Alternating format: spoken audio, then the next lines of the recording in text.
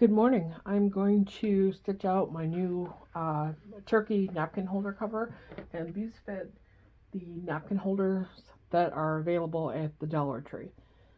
So for $1.25, and from what I understand, they're readily available. Okay, so the first step, which I've already done, I kind of forgot, was to run the placement line on your stabilizer. I'm using cutaway stabilizer because it adds support to the design. And so I just ran my first stitch. Now I'm going to cover it with, I'm using a piece of felt and a piece of very light off-white denim. So that's what I'm going to use for my cover. And I know that the denim is going to eventually fray, but I like that look. So because I'm using 2 layers of material, I'm going to pin these in place so it doesn't move. So I'm just making sure that it's out of my stitch line, which you can tell on the bottom. Flatten the fabric out.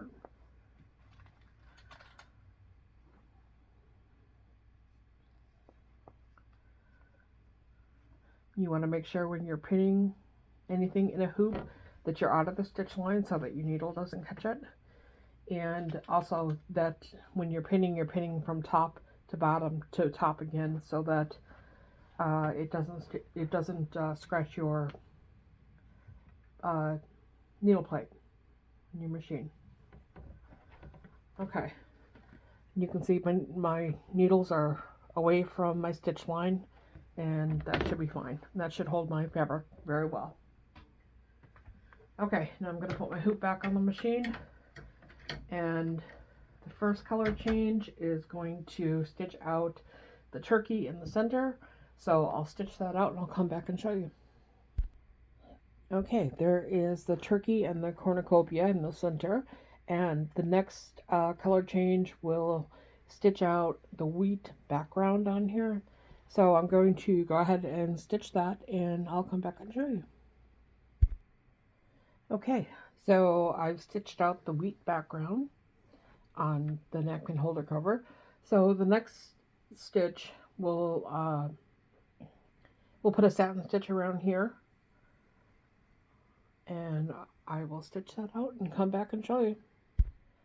Okay, so that stitched out the satin stitch around the turkey circle, and now the next stitch is going to put a decorative stitch on top of that.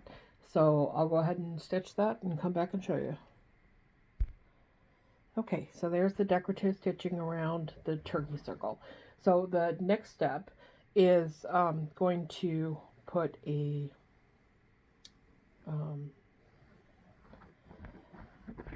okay, Mom, I just went blank. It's going to put a border, sorry, border around the entire thing. And then after that, I'll come back and we'll put the backing on. Okay, there is the entire design. The border's been stitched on. Now I'm going to attach the back. So what I'm going to do is first I'm going to take the pins out of the front.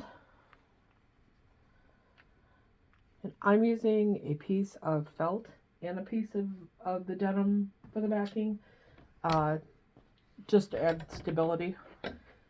It would be pretty weak if I just added the denim.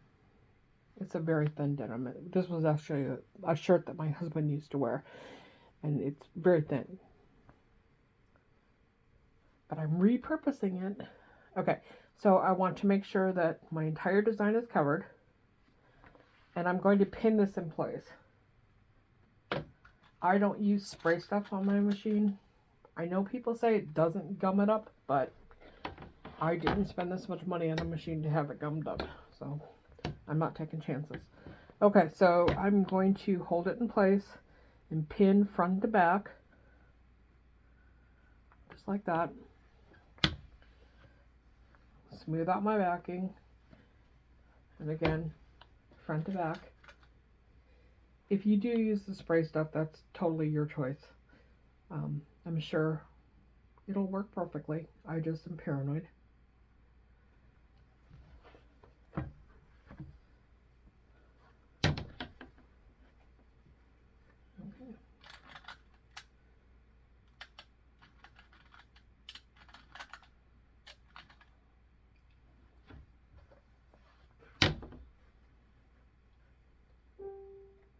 Stay out of the stitch line again. Okay. And one more, just flatten my back. Now you can use vinyl, you can use a good quality heavy felt, or you can use fabric, but if you use fabric, I suggest you use some sort of a backing to it, like I'm using the felt. Okay, see, back is completely smooth. Put it back on my machine and run the final stitch. I'll come back and show you. Okay, I'm all done with the stitching, and my backing has been attached. See, everything stayed smooth. So the next thing I'm going to do is unhoop this and cut it out, and I'm going to use pinking shears because I like the look of that, and I think that will add to the fraying effect. So I will do that, and I'll come back and show you, and then I'm going to stitch out the backing, the back. There's going to be a front and a back. So the front will obviously go on one side, the back will go on the other. So I will come back and show you after I've cut this out. Okay, so I've got the napkin holder cover stitched out and cut out. And like I said, I used pinking shears. You don't have to. I like the look of it. So I've got my napkin holder, and all you do is slide it in. There you go. Okay, so the back part that I'm going to do next is, it doesn't have the turkey on it, it's just the wheat. So let me load that up and get that ready to go, and I'll come back and we'll stitch that out. Okay, now we're going to work on the back part of the holder.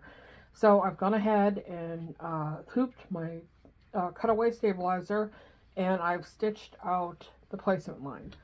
So now I'm going to cover it again with felt and thin denim.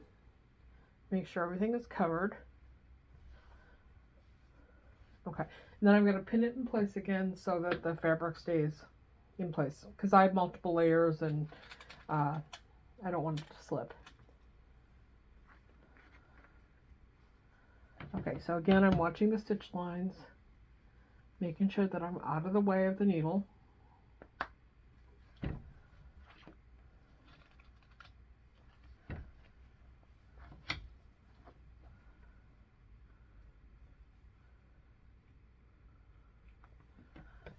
Pinning front to back so that it doesn't scratch my needle plate.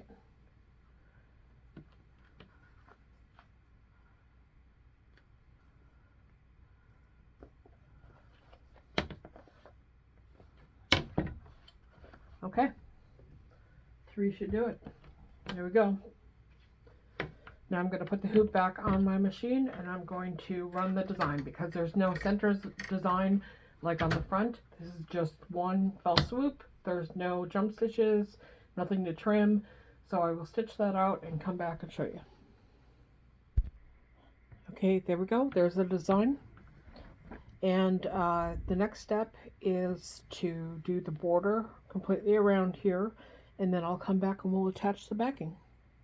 Okay, my border is completely done. Now I'm going to remove my pins.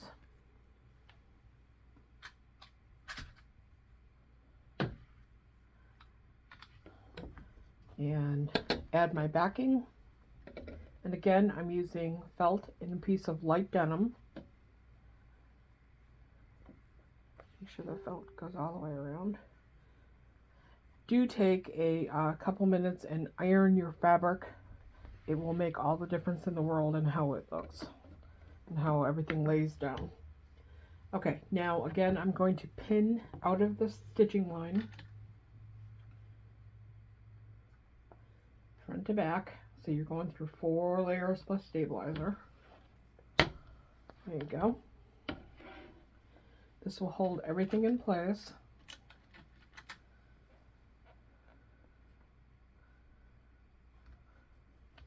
Again, be careful to stay out of the stitching line, and make sure your pin is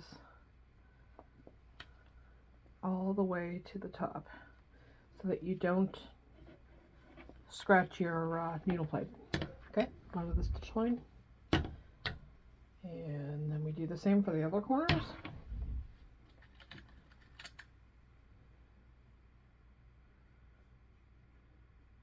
Front to back.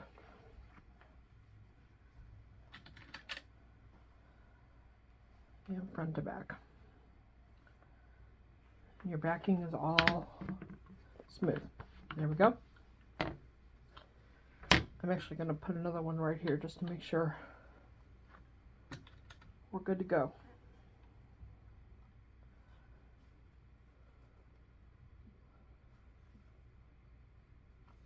Okay, that looks great. Okay, so now I'm going to attach the hoop back to the machine, and I will stitch the final bean stitch that goes just around the curve of the napkin holder, and I'll be back and show you that. Okay, I just ran the final bean stitch, which attached my front to back, and see the back is laid completely flat because I pinned all the corners. Now I'm going to cut this out with pinking shears, and I'll come back and I'll show you the completed napkin holder. Okay, I'm done cutting out the back with pinking shears, which is not real fun when you have dull pinking shears and you're going through so many layers of fabric, but I did it. So now I'm going to take my napkin holder and just slip this on the back, just like that. Now I've got a front right here and a back. Hope you like it.